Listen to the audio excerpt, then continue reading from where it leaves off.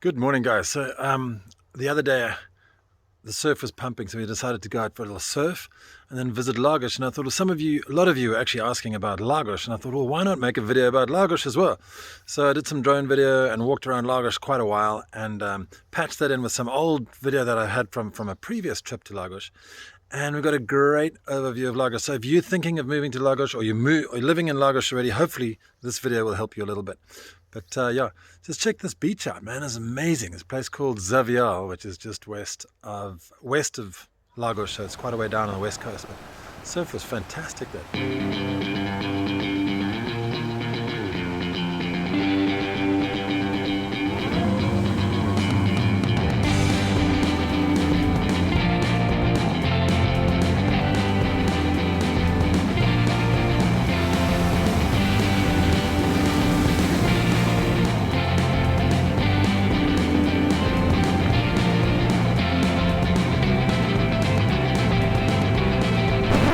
Wait, you're not here for surfing videos? Let's check out Lagos.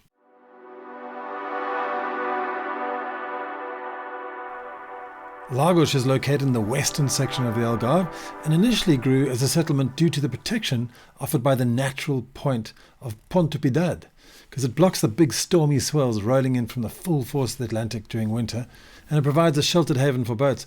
Additionally, there's a lovely river running down to the ocean as well, where the boats can harbour. So Lagos has been inhabited in some form or another for the last 2,500 years, which is phenomenal.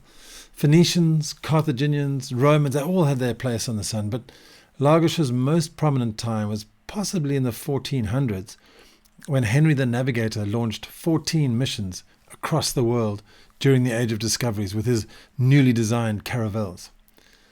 The slave trade was launched in 1444 under Henry the Navigator's rule, sadly. He was actually governor of the Algarve and the fifth son of the king at the time. And he brought in the first slaves from Africa, and they arrived in Lagos. And it became a notorious slave market, which you can still see today. You can see in the main square there's a small little museum, called the Mercado dos Escravos. And it was not a good point in the history. But in 1755, when the earthquake rocked Portugal, Lagos was nearly completely destroyed, and 1,080 of the 1,170 houses became unusable. So it was really almost wiped Lagos out. And it's said that Lagos used to be the capital of the Algarve, and after that earthquake, that post moved to Faro. So imagine what life would have been like if the earthquake hadn't happened.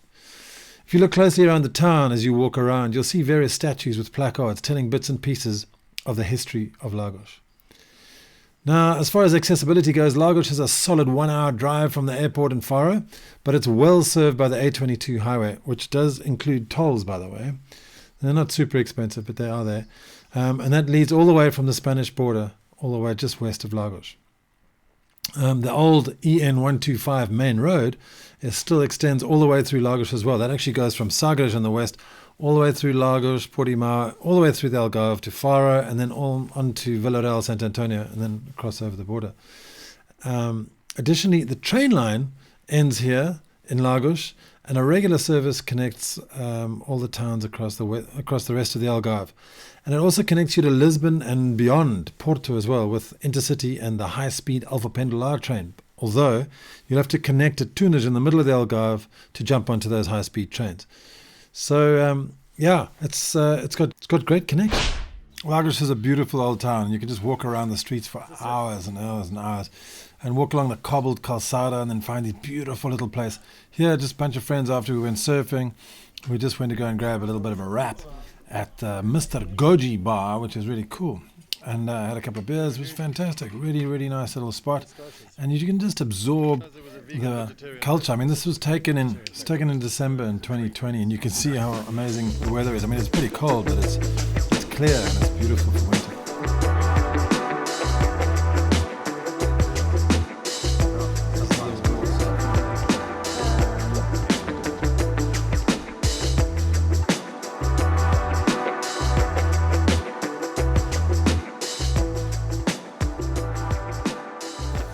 So let's get into where to shop in Lagos.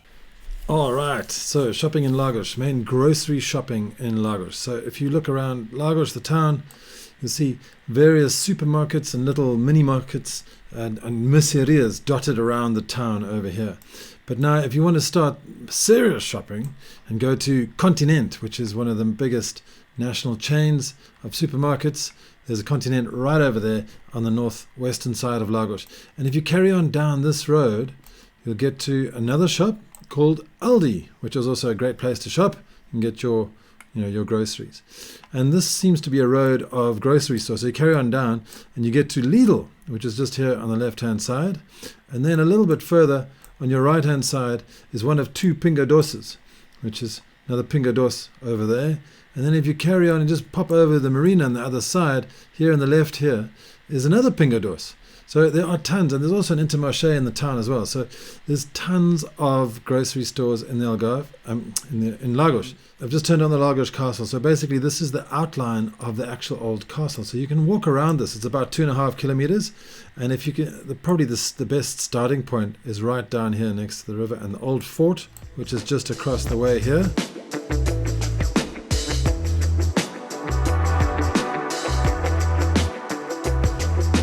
So there's the starting point at the gates of the castle, and then it carries on all the way along here. And in summer, as you walk down the river, you can see all these stalls. But then it goes up here, you can see the castle walls, and then right over here, castle walls are very, very clear. So you can go all the way along there and all the way around there. So that encirculates the old town, obviously. Okay, now beaches in Lagos. Now, great thing for Lagos is the beaches are really, really close to the town. So if you just head south out of town, you get to this beautiful long beach called Porto de Moj. Okay, and there's nice restaurants strung along the beach. So you can sit there and enjoy and watch the sun go down. You can have a surf. You can walk along the cliffs. You can do everything you want and carry along here. And this is where it starts to get a little bit cliffy. And this is the actual rocky point of Ponte Piedad. So this is the point that shields Lagos from all the heavy weather coming in from the west, from the Atlantic. Okay, and if you go down into these caves and coves around here, it's an amazing place to actually explore with a paddleboard or with a fishing boat, because there's lots of fishing boats that do tours. It actually gets pretty busy down there in the middle of summer because of the traffic. And also you can hire kayaks so you go down here from this beach over here, Praia de Batatas, and you can go all the way along. So carrying on with the beaches down here is Praia de Balança, which is quite difficult to get to. But it's a great place to go and view the sunrise, because the sunrise is from the east, obviously. It's quite a great beach. And then this carries on to a small secluded beach called Praia dos Pinheiros. And then if we head a little bit further down, this is quite a prominent beach called Praia do Camilo. And there's a beautiful walkway all down here. You may have seen this on Instagram, all these gorgeous shots of people going down those staircases and everything. Very, very nice. Carry on a little further, you get to Praia Dona Ana, which was recently sort of refurbished, as it were. There's quite a lot of contention about that. But that's also a beautiful beach. And as you can see, Praia Dona Ana is right here. It's very, very close to the city. Carry on a little bit further down, and you'll get to Praia de Batata. And that is basically right in the city itself. Okay, and this over here is where all the kayaks and the fishing boats leave from. And further down the marina, you can see this is where all the day cruises leave from over here. So the marina, you'll be able to catch day cruises down there, which will go out to the cliffs and the caves. And they might even head over to Benagil. If you just look over here, Benagil is not too far away. Benagil is the most beautiful cave in the Algarve, and it's just over here. Well, actually a little bit further east, so it's about here. That's not far to go there, across the ocean. Okay, so those are beaches, and then you get to Meia Praia, which is one of the biggest beaches in Lagos, and that's very, very well protected, and it's great to just lie there and relax in the sun. As you can see, there's a wealth of schools all around Lagos, and these are Portuguese schools, government or public schools, and there are 6 of them. And how schools work in Portugal is they're a part of a group. So this is a Grupamento de Escolas Júlio Dantas, and there's 6 schools catering for all levels in that. But now if you want to go to international schools, there's the Valverde International School, which is over a little bit to the west of Lagos, almost in Bergamo, which is a great looking school, and it's international school, so you have a curriculum in English and also in Portuguese. There's also, and that runs all the way through until 18 years old.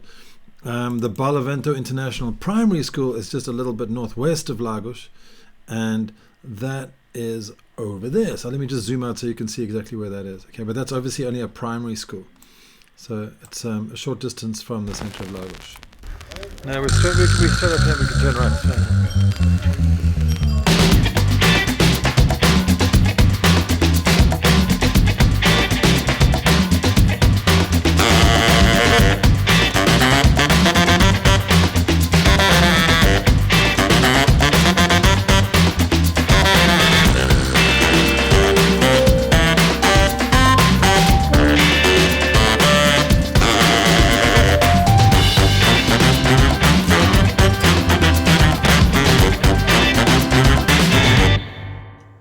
All right, well, that's Lagos. It's a great town, isn't it? I hope you enjoyed finding your way around it a little bit more. But the best thing, obviously, to do is come and have a look.